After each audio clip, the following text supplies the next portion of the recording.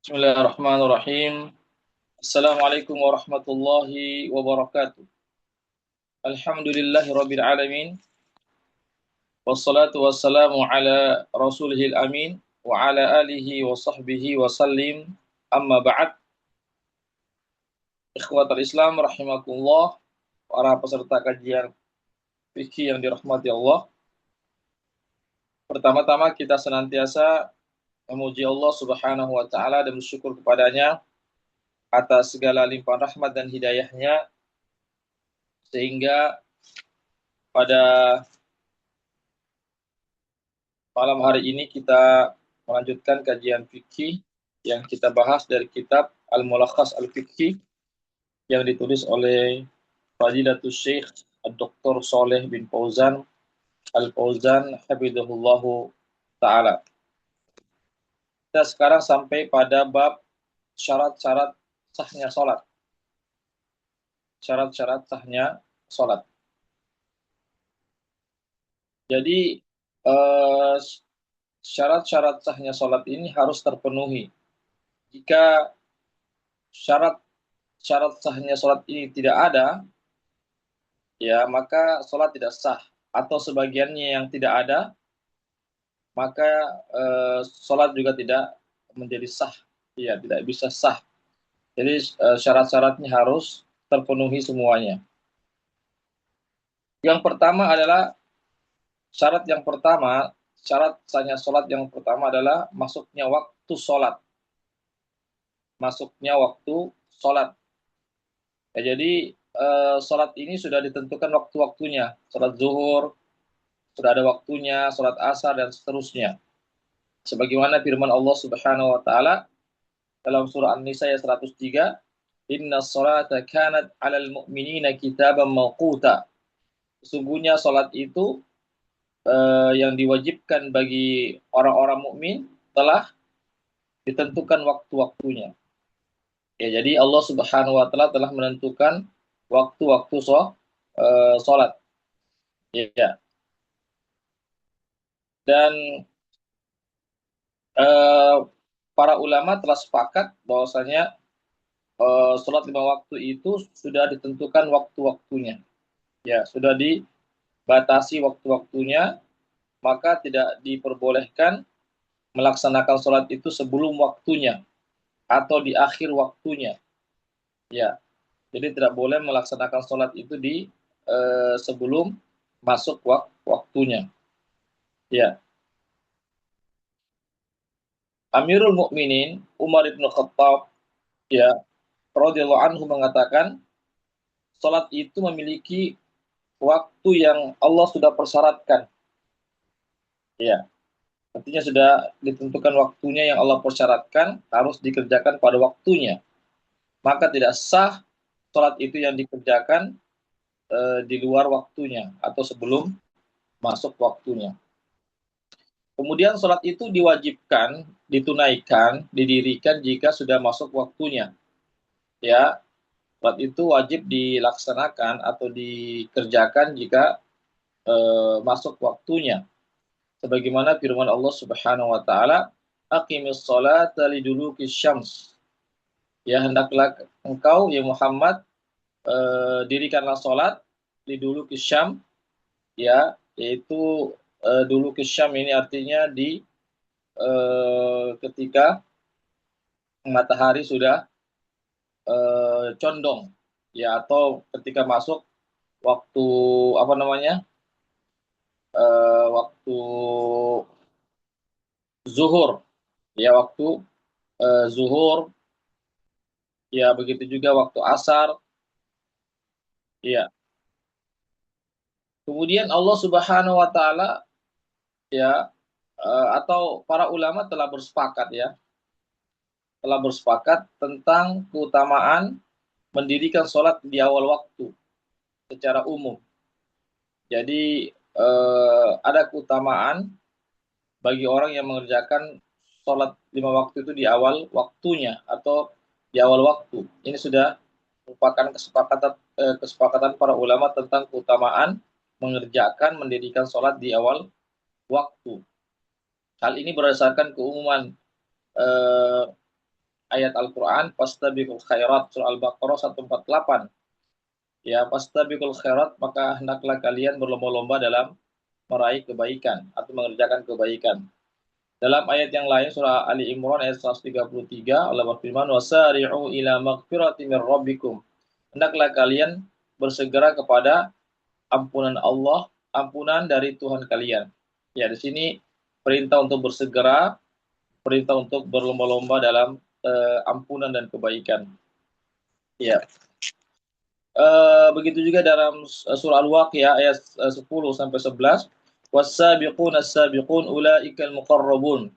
Ya, yaitu orang-orang yang as-sabiqun yang berlomba-lomba ya dalam ketaatan, dalam kebaikan, ulaikal muqarrabun, maka mereka adalah orang-orang yang dekat dengan Allah didekatkan oleh Allah Subhanahu wa taala, orang yang didekatkan kepada Allah Subhanahu wa taala. Ya. Begitu juga hadis Rasulullah sallallahu alaihi wasallam dalam hadis yang sahih bahwasanya beliau pernah ditanya ayyul amal ahabbu ilallah, amalan apa yang sangat dicintai oleh Allah Subhanahu wa taala, maka beliau menjawab as-salatu ala waqtiha, salat di pada waktunya, salat pada waktunya. Ya, ikhwatul Islam azakumullah. Ya, begitu juga firman Allah Subhanahu wa taala dalam surah Al-Baqarah ayat 238, hafidhu 'alas shalawat, hendaklah kalian menjaga salat-salat kalian. Jadi di antara menjaga salat yaitu mengerjakannya atau mendirikan salat di awal waktunya. Itu di antara bentuk menjaga salat sebagaimana Allah perintahkan untuk menjaga salat, maka di antaranya adalah mengerjakannya atau mendirikan salat itu di awal waktunya. Ya. Kemudian salat lima waktu yang diwajibkan itu adalah salat 5 waktu sehari semalam. Ya, sehari semalam kita sebagai umat muslim diwajibkan melaksanakan salat 5 waktu.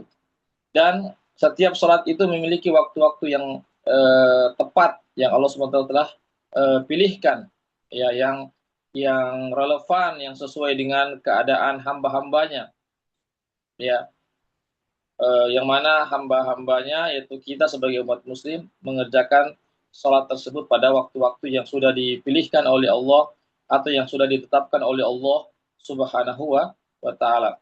Ya. Sehingga waktu-waktu itu tidak menghalangi mereka dari mengerjakan pekerjaan-pekerjaan yang lainnya. Jadi waktu salat itu tidak menghalangi kita untuk mengerjakan pekerjaan yang lainnya atau pekerjaan-pekerjaan keduniaan. Bahkan waktu-waktu salat itu dapat membantu kita untuk mengerjakan pekerjaan-pekerjaan kita. Ya, dan salat itu menghapuskan dosa-dosa yang kita lakukan. Oleh karenanya Nabi kita Muhammad SAW memperumpamakan salat 5 waktu itu seperti sungai yang mengalir yang ada di depan rumah kita, yang mana seseorang itu mandi setiap harinya 5 kali, maka tidak ada kotoran yang melekat di badannya. Itu perumpamaan Nabi memberikan perumpamaan terhadap salat 5 waktu dengan disamakan dengan sebuah atau satu sungai ya yang mengalir, yang seseorang itu mandi setiap harinya. Begitulah juga salat, maka dengan salat ini maka dengannya Allah menghapuskan dosa-dosa kita. Kemudian tentang waktu-waktu salat zuhur, ya. Salat zuhur itu dimulai, ya, meskipun sekarang di zaman sekarang sudah ada namanya jam, ya, apakah jam digital ataukah jam manual, sudah ada waktu-waktunya itu. Ya, begitu juga di di HP-HP kita sudah ada waktu-waktu sholat yang sudah ditetapkan. Tapi pada umumnya atau pada dasarnya sholat zuhur itu dimulai mulainya pelaksanaan sholat zuhur itu ketika matahari itu sudah condong ke barat, ya, sudah condong ke arah yang awalnya matahari itu berada di atas kepala kita lalu condong ke barat, ya, lalu dari condong ke barat itu sehingga muncul bayangan benda di arah timur, maka itulah mulai sholat zuhur, mulai masuknya sholat zuhur, dan berakhirnya sholat zuhur itu ketika bayangan benda itu sama dengan bendanya. Ya, jika bayangan benda ya itu sama dengan bendanya, maka itu sudah berakhir waktu sholat zuhur. Ya, sebagaimana hadis Rasulullah sallallahu alaihi wasallam, waktu zuhri idza zalatis syamsu wa kana zil rajul qatulihi. Rawahu Muslim. Ini hadis sahih riwayat Muslim. Nabi bersabda, waktu zuhur itu apabila sudah matahari sudah condong ke barat dan bayangan seseorang itu sama dengan panjangnya. Ya, bayangan seseorang itu, bayangan tinggi seseorang itu sama dengan tinggi orang tersebut. Ya, ini menunjukkan waktu dan berakhirnya waktu masuk dan berakhirnya waktu sholat zuhur. Kemudian disunahkan, dianjurkan untuk menyegerakan pelaksanaan sholat zuhur itu di awal waktu, kecuali kalau dalam keadaan yang sangat panas ya sangat matahari sangat terik sekali, sangat panas sekali, maka disunahkan untuk mengakhirkan sholat zuhur sampai mataharinya tidak terlalu panas, sebagaimana hadis Rasulullah SAW, idza staddal haru fa abridu bis shalah. Ya, apabila panas itu semakin semakin panas cuaca, maka hendaklah kalian mendinginkannya hendaklah kalian melaksanakannya di waktu yang dingin. Artinya diundurkan sedikit supaya seseorang itu merasa dingin. Namun nampaknya sekarang kita sholat di masjid ya, biasanya masjid minimal ada kipas anginnya. Jadi nampaknya ini tidak terlalu berpengaruh dengan panasnya matahari, kecuali bagi orang yang sholat di luar ruangan ya, dalam keadaan musafir di luar ruangan, tidak ada dalam gedung, tidak ada dalam masjid. Ini barangkali yang tepatnya bagi yang mengakhirkan waktu sholatnya karena faktor panas terik matahari yang sangat panas ya, bagi orang yang sholat di luar ruangan, bukan di sebuah masjid atau di sebuah rumah atau musola misalnya. Yang kedua, salat asar. Salat asar itu dimulai dari berakhirnya waktu zuhur. Ketika berakhirnya waktu zuhur, maka situlah permulaan salat asar. Sampai kapan batas waktunya? Sampai matahari itu sudah menguning. Ya, jika matahari sudah menguning, berarti matahari sudah mendekati terbenamnya. Maka situlah akhir dari waktu sholat. Ya, berakhirnya waktu sholat asar, dan disunahkan untuk menyegerakan pelaksanaan sholat asar di awal waktu. Ya, jadi sholat asar ini dinamakan juga as-sholatul wusta, namanya sholat pertengahan. Ya, sebagaimana Allah Subhanahu Wa Taala firmankan dalam Al-Quran surah Al-Baqarah 238, hafidhu ala sholawati wa sholatil wusta. Hendaklah kalian menjaga sholat kalian dan sholat al-wusta, sholat yang pertengahan. Yang dimaksud adalah sholat asar. Ya, karena asar ini adalah pertengahan antara zuhur dan subuh, dan antara maghrib dan isya. Ya. Kemudian yang ketiga, waktu sholat maghrib dimulai dari terbenamnya matahari. Jika matahari itu sudah terbenam secara sempurna, tidak lagi terlihat, maka disitulah mulainya masuk waktu sholat maghrib, dan berakhirnya ketika hilangnya cahaya rona merah. Ya, ketika cahaya rona merah sudah hilang, ya di ufuk barat, ya sudah hilang cahaya merahnya, ya maka ketika itu sudah berakhir waktu sholat maghrib, dan disunahkan disegerakan pelaksanaan sholat maghrib di awal waktu. Sebagaimana ya hadis Rasulullah SAW, bahwasanya Nabi kita Muhammad SAW melaksanakan sholat maghrib apabila matahari sudah terbenam. Ya, jika matahari sudah terbenam, maka beliau segera melaksanakan sholat maghrib. Kemudian sholat isya. Sholat isya itu dimulai ketika berakhirnya waktu maghrib. Ya, berakhirnya waktu maghrib adalah hilangnya rona merah, ya, atau cahaya merah, sampai terbitnya fajar, fajar. Hanya saja waktu yang utama ya, yaitu sampai sepertiga malam saja. Sampai sepertiga malam pertama saja itu waktu yang utama untuk diakhirkan sholat Isya. Ya, ya artinya batas akhir sholat Isya itu yang paling utama. Meskipun ada waktu yang bersifat darurat ya, itu yaitu hingga terbitnya waktu hingga terbitnya waktu fajar. Ya. Kemudian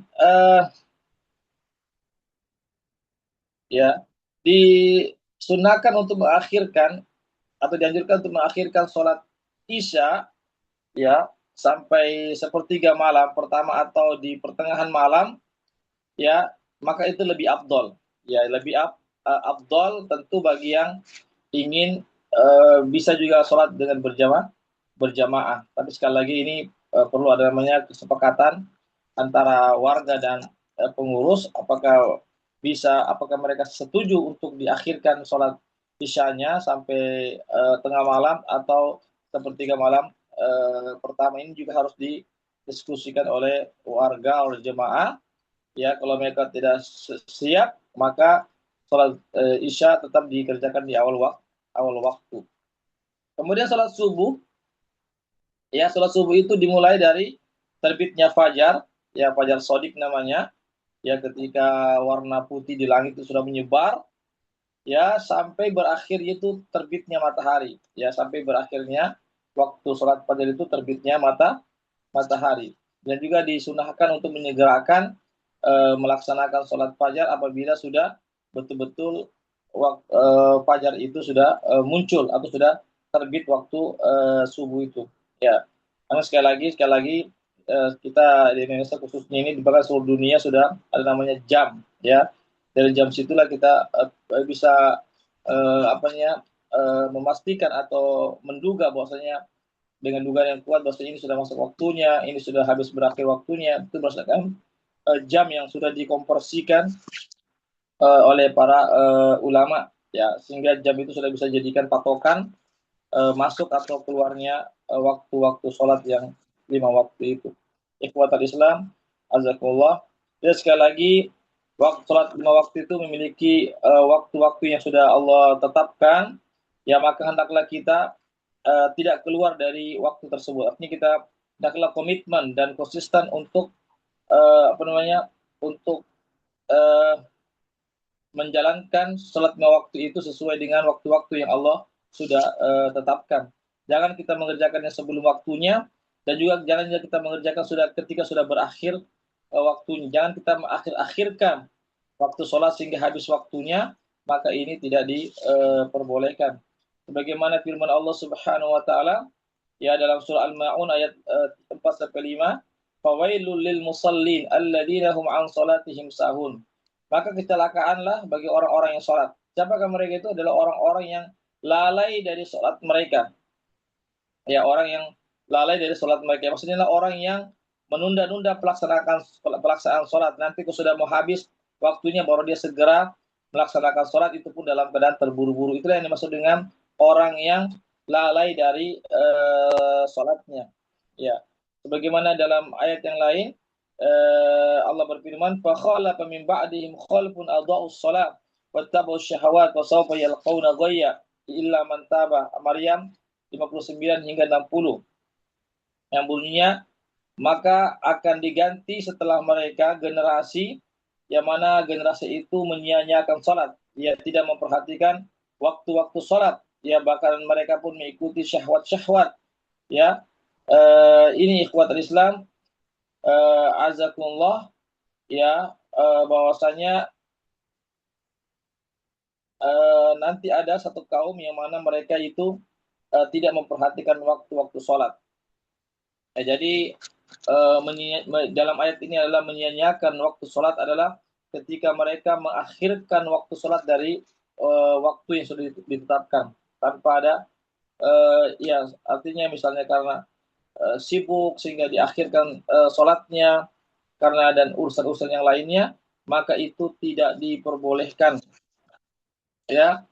Jadi orang yang mengakhirkan waktu sholat mengakhirkan waktu pelaksanaan sholatnya itu, maka Allah samakan dengan orang yang lalai dari sholatnya atau orang yang menyia-nyiakan waktu sholat. Jadi itu ada ancaman dari Allah yaitu neraka wail atau kecelakaan bagi mereka.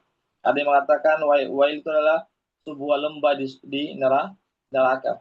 Adapun orang yang lupa melaksanakan sholat, ya bukan karena sengaja tapi karena lupa atau dia ketiduran, maka dia wajib segera untuk melaksanakan mengkodok sholatnya itu segera, ya.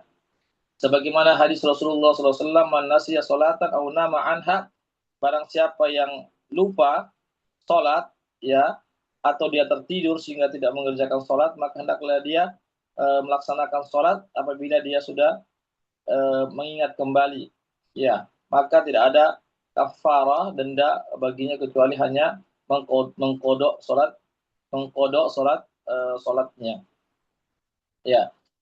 Kemudian bersegera untuk mengkodok sholat yang tertinggal, ya, maka jangan lagi ditunggu mengkodoknya itu ketika masuk waktu sholat, ya, tetapi segera, ya, kalau ingatnya pagi maka segera dikerjakan. Anggaplah misalnya lupa sholat subuh, dia ingat bahwasanya dia sholat subuh, padahal ternyata dia belum sholat subuh, dan dia ingat misalnya jam 8 atau jam 9, maka dia segera melaksanakan sholat subuh itu di jam 8 ataupun 9 tatkala dia sudah ingat bahwasanya ada namanya apa namanya, jika seorang itu, ya, dia mengingat bahwasanya dia lupa melaksanakan sholat, maka segera dia melaksanakan dengan mengkodoknya, dengan mengkodok sholat tersebut tanpa menunggu masuknya waktu sholat yang lainnya, ya. Ikhwatal Islam, azakumullah, itu yang kedua adalah menutup aurat. Ya, jadi di antara syarat sahnya sholat adalah aurat harus tertutup, tidak boleh terbuka aurat tersebut, sebagaimana firman Allah Subhanahu wa taala dalam surah Al-A'raf ayat 31, ya bani Adam khudu zinatakum 'inda kulli masjidin. Wahai anak cucu Adam, hendaklah kalian mengambil perhiasan kalian ketika berada di dalam masjid atau ketika melaksanakan sholat. Jadi kita disuruh untuk mengambil perhiasan kita yang terbaik atau pakaian kita yang terbaik ketika kita hendak melaksanakan sholat. Dalam hadis Nabi bersabda, la yaqbalullahu sholata haidin aw balighin illa bi khimar. Allah SWT tidak menerima sholatnya orang wanita yang sudah balik kecuali dengan menggunakan kerudung, ya, atau jilbab, ya. Kemudian Ibnu Abdul Bar mengatakan telah sepakat para ulama bahwasanya rusaknya sholat seseorang itu, ya, yang meninggalkan, yang tidak memakai baju, ya, padahal dia mampu untuk memakai baju atau menutup auratnya, ya, maka sholatnya tidak sah, ya, dan dia lebih memilih sholat dalam keadaan telanjang, maka sholatnya tidak sah.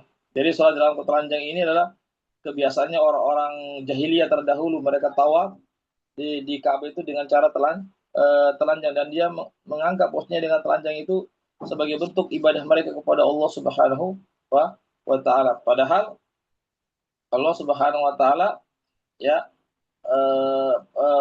artinya tidak ada perbedaan para ulama tentang wajibnya menutup aurat, ya, ketika sholat ataupun di hadapan orang-orang banyak ataupun dalam kesendirian, ya, berdasarkan pendapat yang sahih dari para ulama, ya, sebagaimana hadis Rasulullah SAW, ihfad aurataka illa min zaujatik, jagalah auratmu, kemaluanmu, ya, kecuali kepada istrimu atau kepada ya,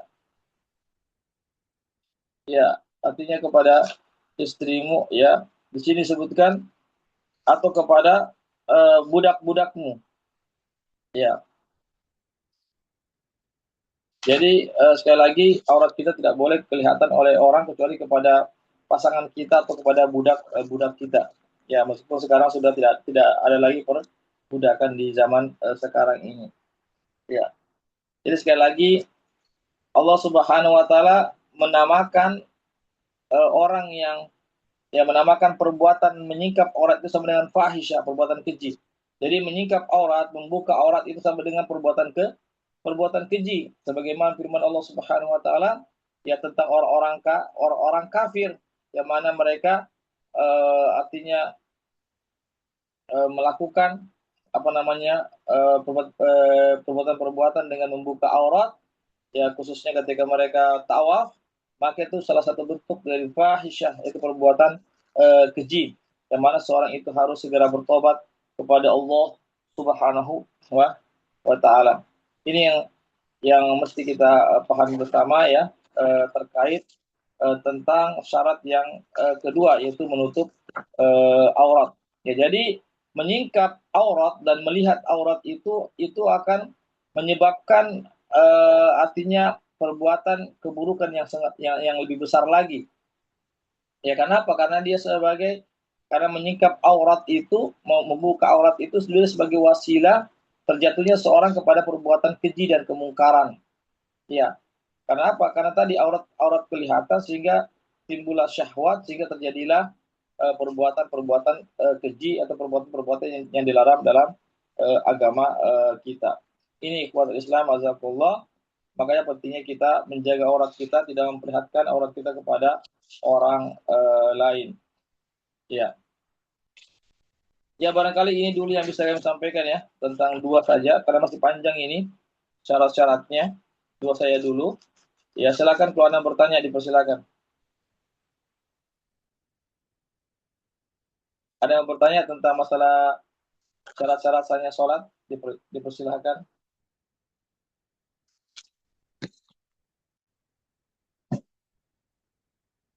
Baik kalau tidak ada kita cukupkan sampai di sini saja dulu. Mudah-mudahan ada manfaatnya bagi kita semuanya. Mudah-mudahan bisa kita pahami dan bisa kita amalkan dalam kehidupan kita sehari-hari. Kami ucapkan jazakumullah khairan katsiran kepada para peserta yang sudah hadir pada malam hari ini dalam kajian kita yaitu kajian fikih, dan kami mohon ampun kepada Allah jika ada kesalahan-kesalahan yang ada. Ya, kesempurnaan hanya milik Allah dan kami mohon maaf kepada para peserta jika ada penjelasan yang salah, yang keliru, ya, atau kekurangan-kekurangan dari kami, mohon kami dimaafkan atas kesalahan-kesalahan yang ada. Ya, dan kami ucapkan jazakumullah khairan kepada kita semua yang sudah hadir pada malam hari ini dalam kajian kami. Mudah-mudahan kita berikan keistiqomahan untuk terus belajar mempelajari agama kita ini. Dan juga kami ucapkan jazakumullah khairan katsiran para donatur yang sudah berpartisipasi terlaksananya kegiatan kali ini. Semoga Allah Subhanahu wa taala memberikan kepada kita pahala yang begitu besar, ganjaran ya yang lebih besar di sisi Allah Subhanahu wa taala. Demikianlah apa yang bisa kami sampaikan. Mohon maaf sekali lagi atas segala kekhilafan dan kekurangannya. Kami akhiri dengan baca doa penutup. Jadi subhanakallahumma bihamdik asyhadu an la ilaha illa anta astaghfiruka wa atubu ilaik. Wassalamualaikum warahmatullahi wabarakatuh.